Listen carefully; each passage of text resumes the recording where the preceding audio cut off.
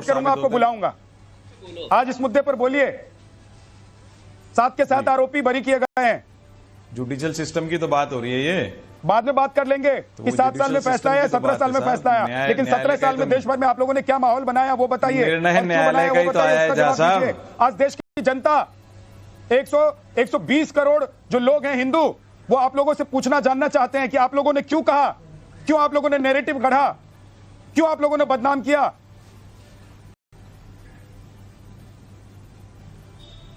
अब बोलूं? बोलिए। इजाजत है आपकी बोलने की? Please sir. मैं कह रहा हूं एक कोई नैरेटिव नहीं गढ़ा है कि पर्टिकुलर केस के मामले में हिंदू आतंकवाद का शब्द जो प्रयोग किया गया, मैंने उस समय 2008 में भी कहा था गलत है इस प्रकार के शब्दों का सर। आप पर्सनली अगर आप अपन सिर्फ मेरी बात, एक सेकंड वरुण पुरोहित जी, एक सेकंड रुकिए वरुण पुरोहित जी। अगर आप क्या कहते हैं नहीं कहते हैं ये कहने के लिए बैठे हैं, तो देश को आपकी बातों में, आपकी पर्सनल लाइफ में कोई इंटरेस्ट नहीं है। आपकी पार्टी क्या कहती है, आपकी पार्टी ने क्या किया 17 साल, ये कहने के लिए अगर बैठे हैं तो बैठिए, नहीं तो आप जा सकते हैं। मैं चला ही जाता हूं, इंसल्ट कराने नहीं आता, कभी मत बुलाया करो। सर मैं इसलिए कह रहा हूं क्योंकि आप कह रहे हैं मैं क्या कहता हूं, मैं ये मानता हूं, आप क्या मानते हैं वो जरूरी नहीं है सर। नहीं क्या क्या तरीका है आपका, आप जा सकते हैं। मैं कोई फालतू आदमी हूं, आप कह रहे हो आप जा सकते हैं। मैं जानता हूं आप बहुत अच्छे व्यक्ति हैं, सुनना नहीं चाहते और मुझे कह रहे हो आप जा सकते हैं। बहुत अच्छे व्यक्ति हैं, मैं जानता हूं, तरीका हुआ आपका, लेकिन आपको इसलिए नहीं बुलाया ना सर कि आप ये कहें कि आप कितने अच्छे हैं और कितने बुरे हैं। आपकी पार्टी क्या बोल रही है और 17 साल में आपकी पार्टी ने क्या पक्ष रखा है, उस पर बोलिए ना। आपका इंसल्ट करने का दूसरे को बुला करके गेस्ट को। सर इंसल्ट नहीं कर रहा हूं मैं आपको कह रहा हूं कि पर्सनली आप बहुत अच्छे आदमी हैं, लेकिन अगर आप अच्छे आदमी हैं तो उससे हमको कोई लेना देना नहीं, देश को कोई लेना देना नहीं है, या बुरे आदमी उससे देश को कोई लेना देना नहीं है। आप ये बताइए कि कांग्रेस पार्टी ने 17 साल तक देश में जो माहौल बनाया, उस पर क्या जवाब है आपका?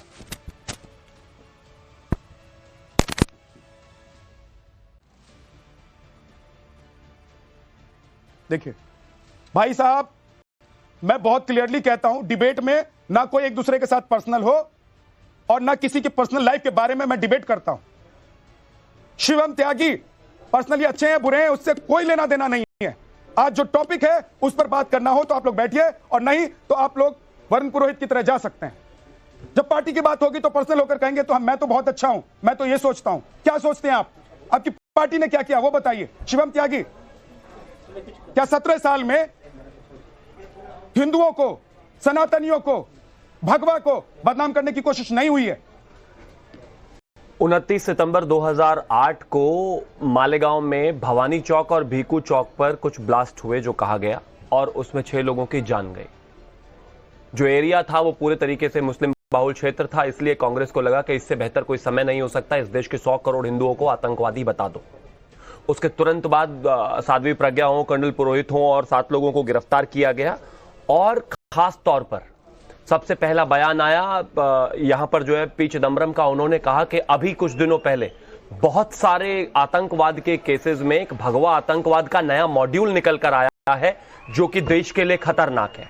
उसके बाद सुशील शिंदे ने कहा कि भारतीय जनता पार्टी और संघ के सारे ऑफिसेस है, जो ट्रेनिंग ऑफिस है, वहां पर आतंकवादियों को ट्रेन किया जाता है।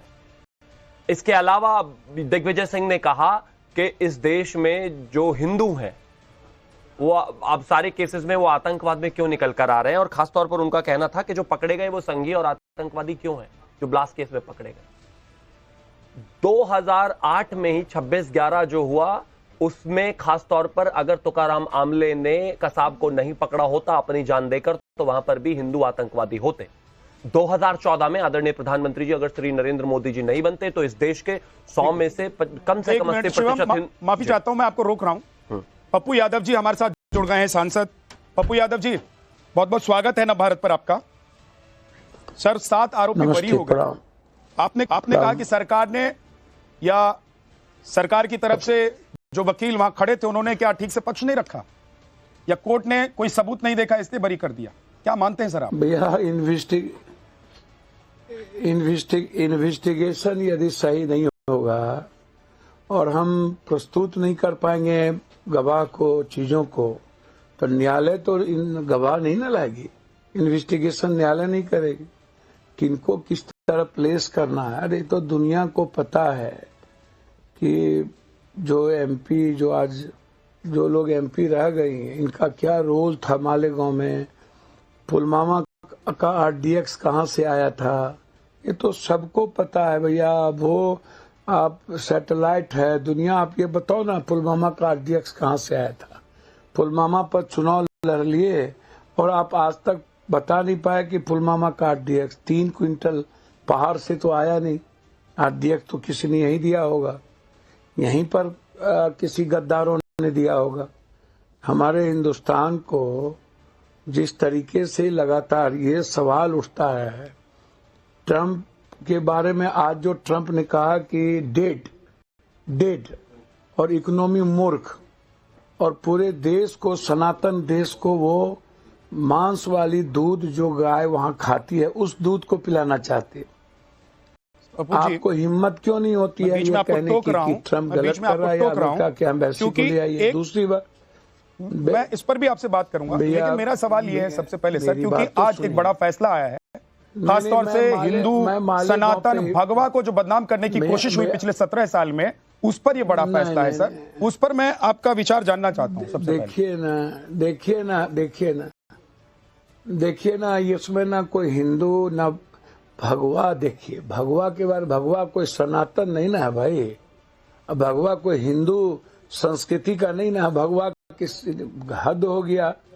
कोई रंग का धर्म और जाति तो नहीं ना है, अब कोई मजहब नहीं है रंग का।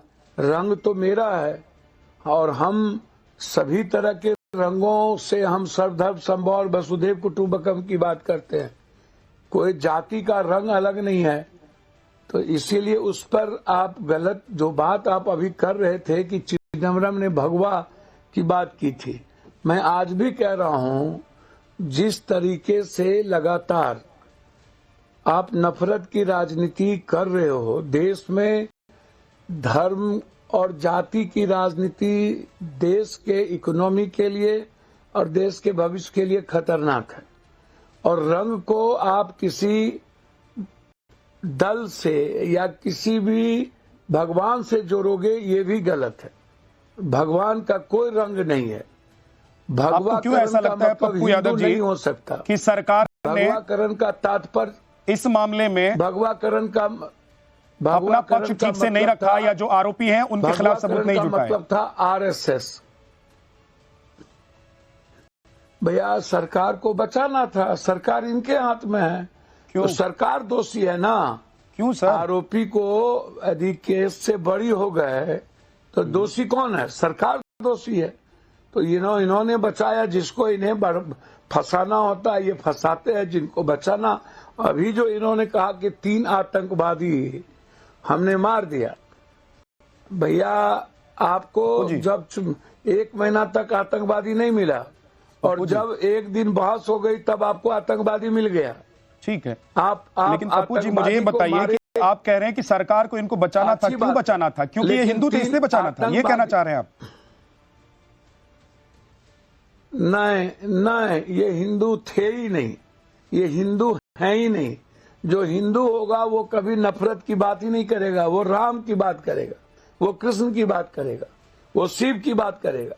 ये हिंदू के आड़ में हिंदू संस्कृति को ये खत्म करते हैं, ये हिंदू की सभ्यता पर दाग लगाते हैं, ये हिंदू की जीने के तरीके पर हिंदू हमेशा पूरी दुनिया के, अब राम जब इतनी बड़े संकट में पूरी दुनिया को परीक्षा दिया, कृष्ण पर गंधारी के श्राप के बावजूद धर्म के साथ खड़े रहे। यादव जी, उन्होंने बुआ को नहीं देखा, शिव ने जहर पी, पप्पू यादव जी भारत छोड़ना पड़ा।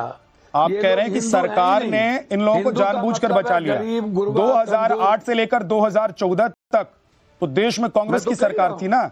अगर सबूत थे तो कांग्रेस की सरकार अगर बचाती और फंसाती थी, जैसा कि आप कह रहे हैं कि ये सरकार कर रही है, तो वो सरकार अगर ऐसा कर रही थी तो आपको तो ये भी बताना पड़ेगा ना कि उस वक्त क्या सबूत जुटाकर इन लोगों को फंसाया गया था कि नहीं फंसाया गया था?